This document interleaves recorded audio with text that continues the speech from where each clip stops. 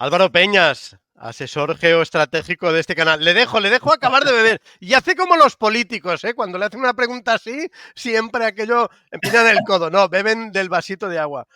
¿Cómo estamos? Muy bien, aquí estamos. Oiga, le iba a hacer una pregunta así genérica, ¿cómo está el mundo? Pero Complicado, quizá, el mundo, quizá aquí jolín. acotemos, ¿no? Está el mundo complicado, sí. Y el Muy tema de complicado. Ucrania, ¿cómo lo ve? Bueno, claro, es que ha pasado un montón de cosas, ¿no? Ha empezado estas reuniones, ¿no? Esta primera reunión bilateral que ha habido entre Estados Unidos y Rusia en Arabia Saudí. Y a partir de ahí, después de esta reunión, también han salido muchas noticias. Ha habido mensajes muy contradictorios por parte de la administración estadounidense.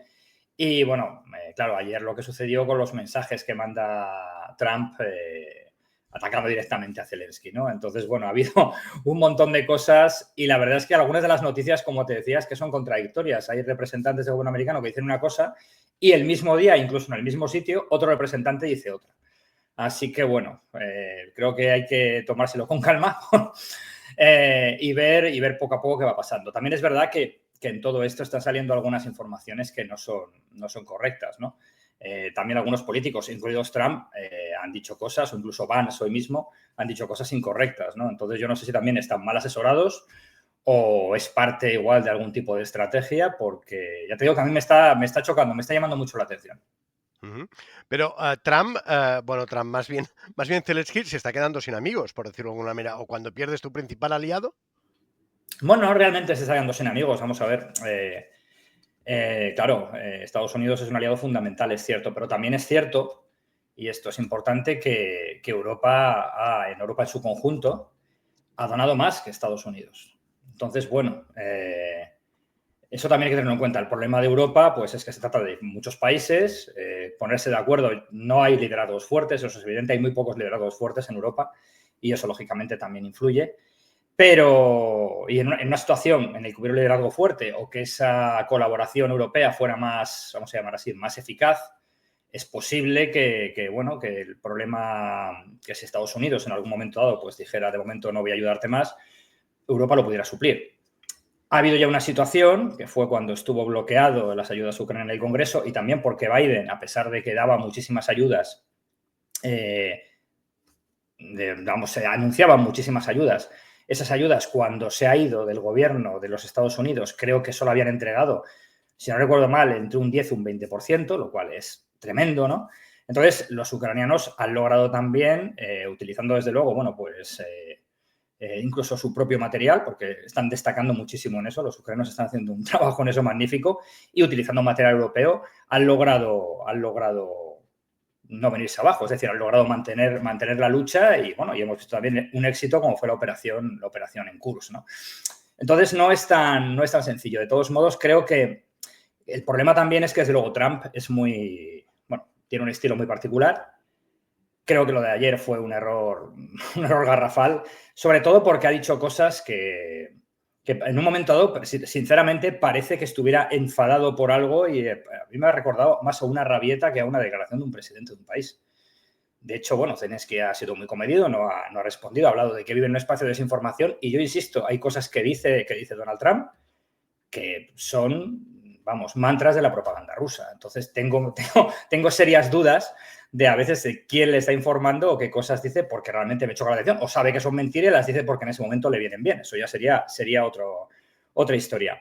Pero ya te digo, creo que de momento tampoco está la cosa tan clara. Insisto, con lo de las declaraciones cruzadas, vamos, tenemos a Lindsey Graham, que en el mismo foro en el que estaba Vance, pues él decía que si había un alto el fuego y los rusos pisaban un centímetro de tierra ucraniana, pues que toda la OTAN tenía que atacar a Rusia, ¿no? Es decir, o por ejemplo, hace poco otro representante republicano decía que Putin lo que se merecía era ser juzgado por sus crímenes y, es más, decía, e incluso ejecutado. O sea, imagínate lo que decir, ¿no? Qué disparidad de opiniones dentro de un mismo partido. Entonces creo que, ya te digo, que no, para mí no está del todo claro. Es verdad que estas declaraciones han sido para mí nefastas. Es un error garrafal. Lo que dice Trump es falso. Lo de las elecciones, que eso lo pide Rusia, me parece una cosa absurda en el sentido de que mientras haya una situación de guerra no hagas elecciones. Es lo normal, es lo que hizo Inglaterra durante la Segunda Guerra Mundial y nadie acusó a Winston Churchill de ser un tirano, ¿no? Creo que no es, o sea, es una cuestión muy lógica. Es que yo no entiendo realmente cuál es el punto, ¿no? O lo de la popularidad, pues la popularidad de un presidente puede mermar y Zelensky ha tenido altibajos en esa popularidad, como es lógico. Es más, yo, muchos ucranianos que conozco no apoyaban a Zelensky cuando empezó el conflicto y luego algunos de ellos han variado su opinión o por lo menos le reconocen pues que no huyó porque muchos pensaban que no haría eso, que no daría la cara, ¿no? Entonces, creo que todo eso no tiene ningún sentido. Creo que deslegitimar al bando ucraniano me parece absurdo. Elon Musk ha estado en la misma línea, ¿no? Preguntaba en internet que, claro, que la democracia es que te voten, ¿no? Y le respondían que, bueno, que podían empezar con Rusia. Porque, bueno, en Rusia el sistema es muy particular, por decirlo de alguna manera, ¿no? Entonces, bueno, creo que ya te digo, creo que hay un cruce de declaraciones. También hay que tener en cuenta lo que ha pasado con la reunión. La reunión, lógicamente, cuando se ha acabado, pues todo son buenas palabras. Yo, por lo que tengo entendido, esa reunión no ha ido muy bien, la reunión en Arabia Saudí. La reunión creo que duró 5 horas, pero creo que también comieron. Es decir, que el tiempo real que estuvieron juntos no fue demasiado y, por lo que tengo entendido, no acabó muy bien esa reunión. Puede ser también que parte del enfado de Trump venga por eso, porque él quiere acabar rápido con este conflicto y vea que las posiciones están demasiado alejadas, ¿no? Pudiera ser también, lo que pasa que ha cargado contra los ucranianos, en este caso, no contra los rusos. Oye, Álvaro, para los profanos, has mencionado a Lindsey Graham. ¿Quién es? Sí, es un congresista republicano que es siempre, bueno, estuvo bastante peleado con Trump, pero al final han llegado vamos a decir así, han llegado a un buen entendimiento. Al final ha sido uno de los apoyos para Trump y siempre ha sido muy duro con respecto a Rusia, pero muy duro. Es decir, creo que fue el que dijo que él estaba encantado de que el dinero de los estadounidenses se enviara para matar rusos. O sea, que ya ves que es una línea muy, muy radical hacia el otro lado. Pero me refiero que hoy ha habido muchas declaraciones de políticos republicanos, pues llevando la contraria a Donald Trump, o incluso, ya te digo, los demócratas también, por supuesto, ¿no? O incluso gente que no son para nada partidarios de Zelensky, que decían que esto era un error, que tú no podías comparar al presidente de un país que ha sido elegido en unas elecciones y que ha sido invadido, pues con lo que tienen el otro lado, ¿no? Que es como demencial, ¿no? Porque, bueno, y no nos olvidemos tampoco de quién está con Putin en esta guerra. Entre ellos, tropas de Corea del Norte, que, como sabemos también, hace elecciones también, por cierto, pero vamos, no es precisamente muy democrático. Entonces, bueno, ya te digo que a mí me ha llamado la atención todo este cruce de declaraciones y creo que, bueno, veremos, ya te digo, creo que de todos modos es verdad que ahora están saliendo también más noticias respecto a posibles acuerdos económicos, incluso a posibles acuerdos económicos entre Estados Unidos y Rusia, pero creo que hay que esperar un poco y, bueno, desgraciadamente, visto el estilo de la administración Trump, pues este tipo de declaraciones tan fuertes las vamos a seguir escuchando. E insisto que para mí son un error, creo que es un error absoluto. Oye, déjame hacerte una pregunta, porque has hablado de Rusia. ¿Rusia es gobernable desde un punto de vista democrático, quiere decir con elecciones? Lo digo por su extensión, su historia. De hecho, el único periodo demócrata es en plena Revolución Rusa, entre la Revolución de Febrero y la de Octubre, con Kerensky, que acabó Sí, mal. que acabó mal, sí. Sí, bueno, tienes otro periodo que es, lógicamente, cuando cae la Unión Soviética, ¿no? Que también es complicado. Pero bueno, claro, vamos a ver. Yo imagino que en cualquier lugar se puede llegar a aplicar. Otra cosa es cuando te dicen, no, bueno, es que esta cultura aquí es imposible que lo hagas así, pues porque la religión lo prohíbe o por lo que sea. Creo que desgraciadamente no se ha logrado llevar a cabo, no se logró llevar a cabo cuando cayó la Unión Soviética y al final Rusia ha vuelto al mismo camino anterior. Yo siempre hablo de Rusia como que es un sistema neosoviético, no por socialista, no por volver al socialismo económico, pero en todo lo demás es una glorificación del pasado soviético, es volver a colocar estatuas de Lenin, de Stalin, volver a glorificar al Ejército Rojo. El Día Nacional de Rusia realmente ahora es la victoria sobre el nazismo, el 9 de mayo, final de la Segunda Guerra Mundial. Y claro, hay un sistema en realidad, bueno, pues en el que, como sabemos, los disidentes tienen que exiliarse o acaban en gulags o acaban muertos. Y mucha gente cae de ventanas, que es una cosa también muy llamativa. Durante esta guerra han caído bastantes personas desde una ventana. Es muy, muy llamativo.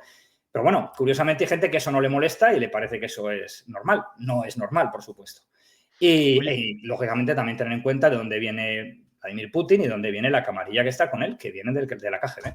Pero es que el mismo patriarca Kirill de la patriarca de la Iglesia Ortodoxa rusa, colaboró con el KGB. Fue agente, por lo visto, cuando estuvo en una época que estuvo en Suiza, estuvo allí espiando a las iglesias ortodoxas que estaban en el extranjero.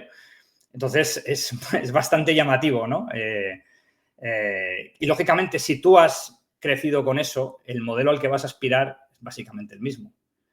Lógicamente, ahora con un sistema más capitalista, pues desde luego, pero aún así, bueno, el Estado tiene un control también bastante alto sobre la economía, ¿no? Por ejemplo, con el tema de la economía de guerra, las empresas que están relacionadas con la guerra, el gobierno ha obligado a los bancos a darles unos créditos prácticamente sin interés. Sin embargo, si tú te dedicas a otro sector, es todo lo contrario. Por eso está habiendo muchos problemas en la economía y a pesar de que el PIB ruso está creciendo gracias al esfuerzo bélico, por otro lado, la inflación creo que está ahora mismo en más del 21%. Es decir, Oye, que es muy particular. sin exonerar la responsabilidad de las autoridades rusas y también de los ciudadanos rusos, ¿no? Que al fin y al cabo también votan, ¿no? Pero ¿en qué medida la transición del Imperio Soviético, para entendernos, a un sistema más o menos capitalista, ¿en qué medida Occidente tiene responsabilidad? Es decir, hay varias tesis que dicen que en realidad Occidente, bueno, la transición casi fue salvaje, ¿no? Por decirlo de alguna manera, y de esos polvos a estos lodos. Sí, insisto, sin exonerar evidentemente la responsabilidad de Sí, Putin claro. y tal, pero ¿tú crees que se podría haber hecho mejor o que se hizo mal? Hombre, seguramente se podría haber hecho mejor, porque el mal resultado ya lo tenemos. Lo único, bueno, yo fui a una conferencia bastante interesante de Mira Milosevic sobre el muro de Berlín. Entonces hablaba de las promesas incumplidas de Occidente, ¿no? Decía que Occidente había prometido lograr llevar eso, una democratización a todo lo que era el antiguo bloque soviético y en el caso de Rusia había fallado, ¿no? Pero ella también decía que aparte de las cosas que se hicieran mal, es que para mucha gente allí no querían ese tipo de democratización. Es decir, pasa un fenómeno que aparte hemos visto en el caso de Rusia es muy llamativo, ¿no? Pero ha pasado en otros países. Lo que pasa es que al final se han podido convertirse en países democráticos, pero fue la falta de una descomunización. Es decir, todo el aparato del Partido Comunista, todo el aparato de la KGB, de todos los servicios que servían al régimen, se mantuvieron intactos. Simplemente pues, se cambiaron de nombre y ya está. Claro, lógicamente, pues yo creo que al final la cabra tira al monte, ¿no? Y si tú mantienes todo eso y ves que el país lo puede seguir gobernando a la vieja usanza, simplemente, bueno, pues asumiendo una economía de mercado y asumiendo ciertos dogmas y haciendo cada X años unas elecciones, pues vuelves a lo que has estado acostumbrado y vuelves a lo que has estado haciendo antes, ¿no? Pero sí, yo creo que Occidente quizá podría haber hecho más, quizá no logró encontrar buenos aliados o no tuvo la capacidad de hacer bien aquello. En algunos países, vimos como muchos de esos comunistas se convertían luego en partidos liberales, socialdemócratas, etcétera, etcétera, ¿no? Pero, sin embargo, en Rusia, bueno, pues no fue así.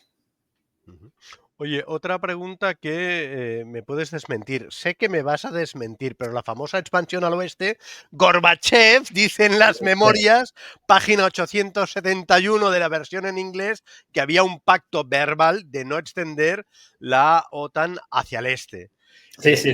Me puedes desmentir y puedes desmentir también a Gorbachev. Sí, porque él mismo se desmintió. Es que Gorbachev se desmintió a sí mismo. Él ha dicho luego en varias ocasiones que realmente no hubo ninguna promesa. Yo te puedo decir que he estado leyendo los documentos sobre esas reuniones. No hay nada de eso. Es decir, sobre el papel no hay nada. Incluso Putin dijo en un momento dado que lo que no está en papel no vale. Es decir, que vamos a ver, no vivimos en un mundo de no, es que un día me prometiste.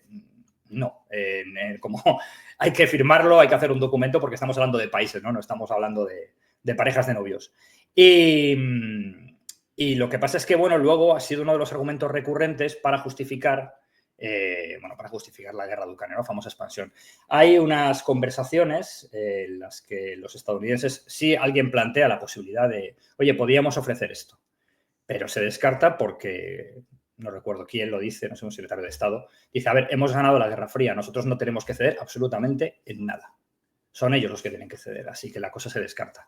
Pero, como te digo, este argumento se ha utilizado, incluso aunque el mismo Putin lo descartara, dijera que eso no va a ningún lado, se ha utilizado mucho, sobre todo a nivel de la propaganda, para explicar que, bueno, que es que la OTAN engañó a Rusia, etcétera, etcétera, etcétera. Y, de hecho, la OTAN se fue ampliando hacia el este y Rusia no tuvo ningún problema en un principio. Ha sido solamente ahora. Y si tanto problema hay, tenemos, claro, el caso de Finlandia, que Finlandia se ha unido recientemente a la OTAN a consecuencia de esta guerra y que comparte más de 1.300 kilómetros de frontera con Rusia. Entonces, Lo lógico es que si la OTAN es el problema, lo siguiente sería una operación militar especial contra Finlandia.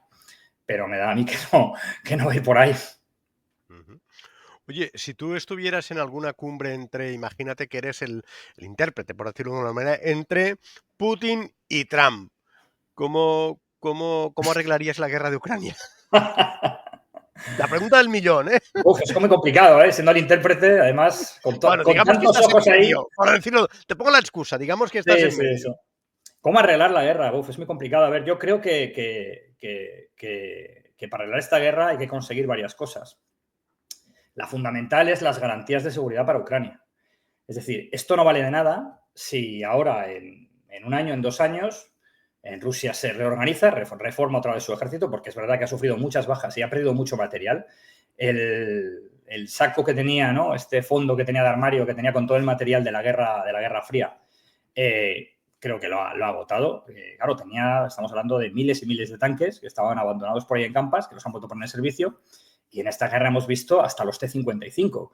Son los que se utilizaron para sofocar la rebelión de Budapest en el año 56. Es decir, que eso hay que tenerlo muy en cuenta, ¿no? Entonces Rusia ha perdido muchísimo material, sobre todo en cuestión de vehículos. Por eso también están saliendo a veces, ves cosas surrealistas como coches que los han destartalado o ataques en motocicleta, cosas absurdas. Evidentemente no pasa en todos los sitios del frente, pero sí ocurre en algunos sitios y demuestra pues, que no tienen en ese momento vehículos blindados.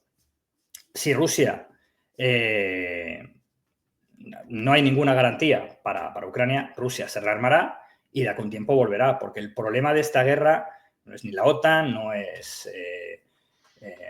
Zelensky, no, el problema es que Putin no le reconoce a a Ucrania su derecho como Estado. Para él son rusos, vamos a decir así, que son rusos rebeldes, y no les reconoce esa categoría. Por lo tanto, le hace esa famosa carta, ¿no? sobre Rusia y Ucrania antes de la guerra, o justo al empezar, y bueno, al final lo deja bastante claro, ¿no? Él al final, eso es un invento y entonces él tiene que recuperar todos esos territorios. Es decir, si mañana le das las regiones que le des, en poco tiempo volverán a exigir, no, es que también queremos esta. Es que esta región históricamente es nuestra. Es que esto, lo que sea. Entonces, claro, si no consigues unas garantías de seguridad, no hay nada que hacer. No hay nada que hacer porque es que esta guerra va a volver. Es decir, pensar que simplemente era un problema por el Donbass es que no se lo cree nadie. El tema es que la operación militar especial fue un fracaso porque su objetivo era otro, su objetivo era Kiev, su objetivo era derrocar al gobierno ucraniano. Muchos pensaban que Zelensky y compañía saldrían volando, como que es lo que les ofrecieron además, un avión para escaparse, y fracasaron. Hay un detalle muy llamativo, bueno, a Yanukovych, el expresidente ucraniano, lo acercan, no sé exactamente en qué zona de Rusia vive, lo acercan a Minsk, a Bielorrusia, está mucho más cerca, cuando empieza la guerra.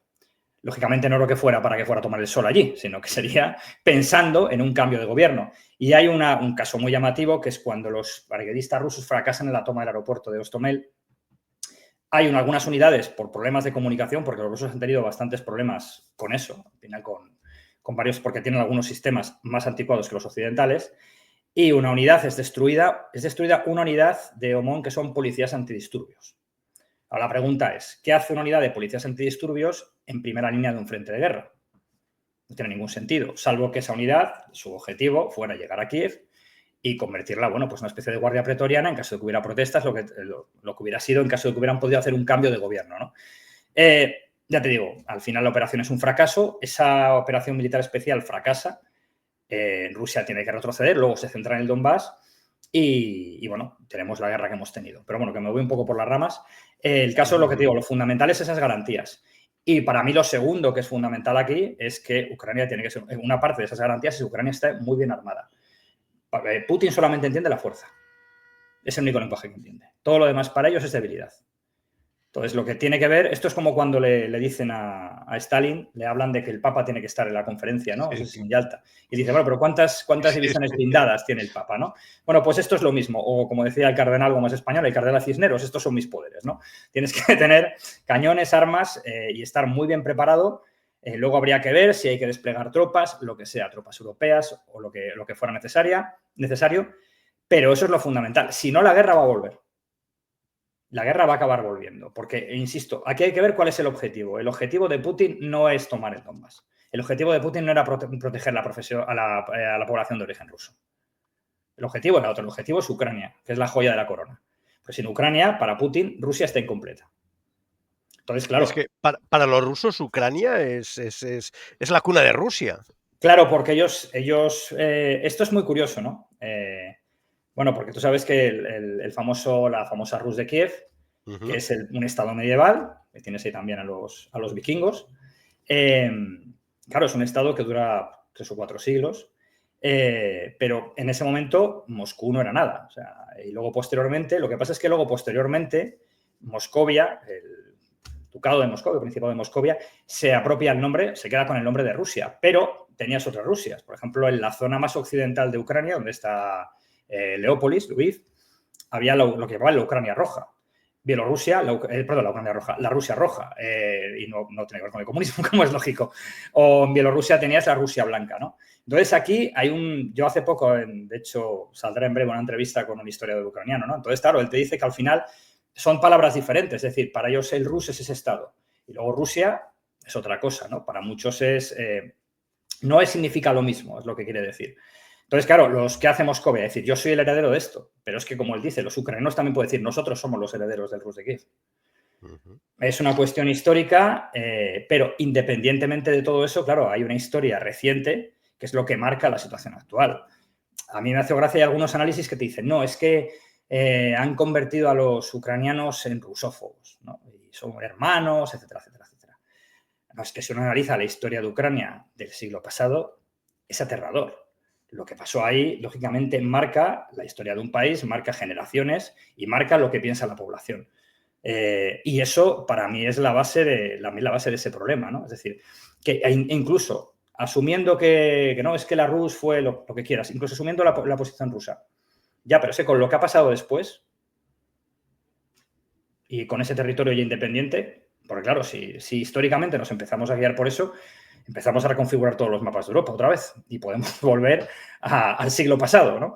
Pero, insisto, con todo lo que ha ocurrido en Ucrania, es que realmente yo no veo una vuelta atrás a eso, salvo una ocupación y bueno, que se impusiera otra vez una rusificación por la fuerza, como ya se hizo también en el pasado, o sea que nada de esto es nuevo, ¿no? Y creo que ahí está un poco la base, sobre todo en la historia del siglo pasado. La independencia en 1917, como un montón de países, esto hay que recordarlo. Polonia también se independiza, los bálticos se independizan, Finlandia se independiza en 17-18. Entonces, hay un montón de gente que estaba sometida por el Imperio ruso. La independencia al final fracasa, pero luego tienes el Holodomor, las protestas que hay contra la política colectivista. En el caso ucraniano es particularmente salvaje porque no se busca solamente imponer esa nueva economía, ¿no? Sino acabar con la idea del nacionalismo ucraniano. Stalin, esa famosa frase de Stalin justo antes del Holodomor es la de podemos perder Ucrania. Y sabemos que mínimo, se habla como mínimo de unos 4 millones de muertos, es un crimen salvaje y brutal, con las fronteras cerradas para que la gente no pudiera escapar del territorio ucraniano.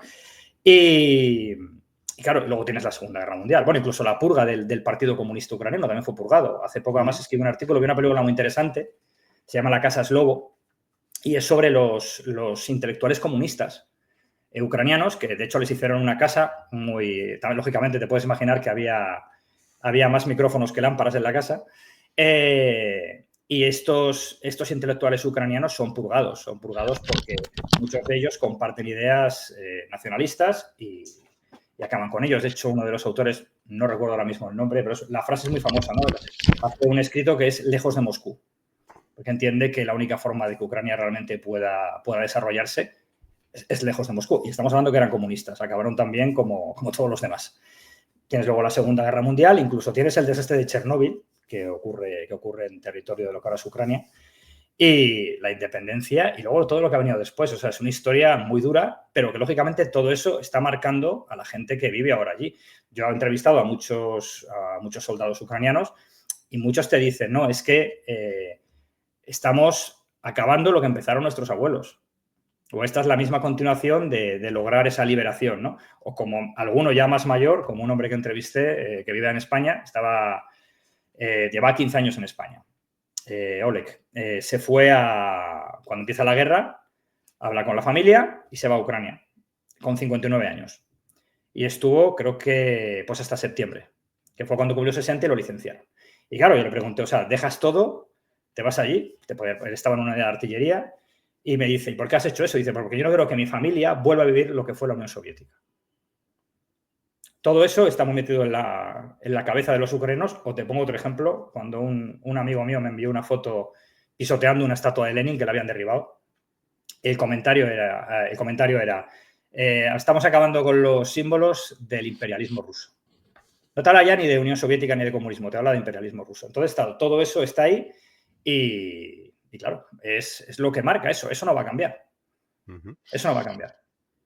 Oye, Álvaro, ya que hablas de intelectuales reprimidos y represaliados, para entendernos, déjame recomendar este libro que es excelente precisamente de todos los intelectuales escritores de los diferentes países entonces del bloque soviético que sufrieron la represión. El autor es Manuel Florentín y está editado por Arzalia, pero yo lo leí hace tiempo y vamos, me entusiasmó precisamente porque habla de eso. El libro es pequeño, ¿eh? Sí, bueno, tiene atención, más de unas 900 páginas, más o Sí. menos. No, pero Pero bueno, claro. aprovecho la ocasión. Bueno, el autor no se dejó entrevistar, el editor sí, Sí, pero si a alguien le interesa ese tema, realmente es espectacular. De hecho, es una historia de todos los países, para entendernos, de la extinta Unión Soviética a través de la represión de escritores intelectuales. Que, en claro. fin, eso sí que eran intelectuales, ¿eh? No a veces lo que tenemos aquí. Sí, Porque bueno, es ayer que la palabra intelectual ha caído mucho en desuso. sí, se jugaban el tipo para escribir a lo mejor 4 líneas, ¿no? Sí, cierto. Oye, Sí.